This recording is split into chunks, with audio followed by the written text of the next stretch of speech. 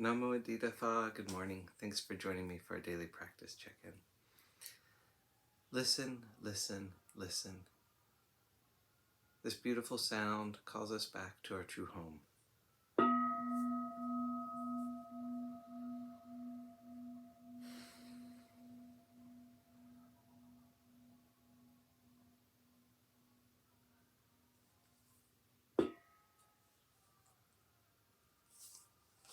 The first mindfulness training. Aware of the suffering caused by the destruction of life, I vow to cultivate compassion and learn ways to protect the lives of people, animals, plants, and minerals. I'm determined not to kill, not to let others kill, and not to condone any act of killing in the world, in my thinking, or in my way of life.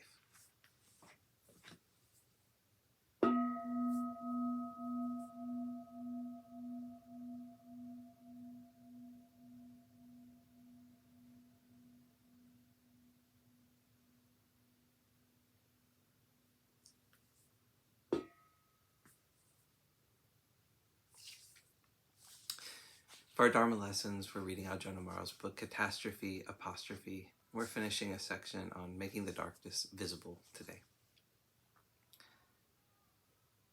We need mindfulness to name the quality and tone of experience. We notice the feeling and we name it in a clear and complete way. As an example, I used this when I was on a year-long pilgrimage to India. India is famous for the arising of all kinds of emotional feelings, particularly feelings of irritation, discomfort, and frustration. In my opinion, India is the most wonderful country in the world, and I love it dearly. But while traveling in India, powerful feelings of irritation can arise. I adopted a really simple and direct practice for my trip, one that I could use in all circumstances, so that I wouldn't get lost in aversion or frustration, or grumbling or complaining, and instead use the flow of feeling and the support of Dharma. I determined that whatever feeling arose, I would look at it without getting upset.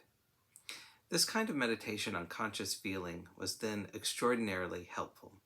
Every time a train was 18 hours late, or we missed it because it was 2 hours earlier than scheduled, I would consciously look at the feeling that arose and spell it out. No train should ever be late because that makes things inconvenient for me. As a result, I had the most wonderful year traveling in India. When I was upset, I would notice the feeling of being upset. If I was worried, I would notice the feeling of being worried. That's all it would take if I remembered to apply the practice. We can use this meditation on conscious feeling in many dimensions of our daily lives. It doesn't have to be only when we are upset or lost in fear or desire. If someone comes to us in tears and we don't know how to handle the situation, we might feel ourselves pulling away, contracting. We can notice that feeling of tightening.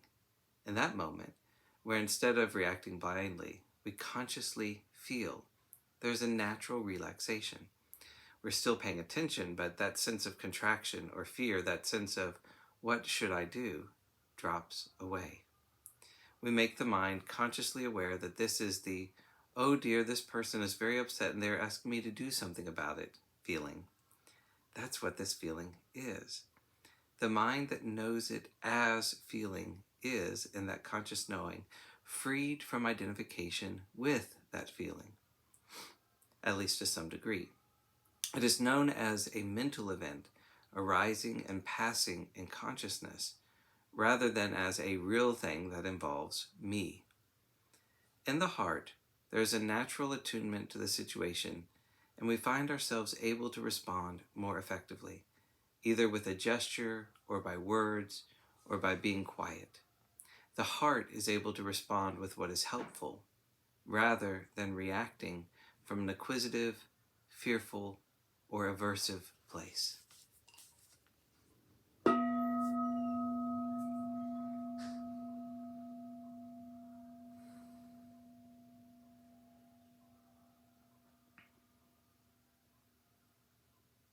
May all beings be well.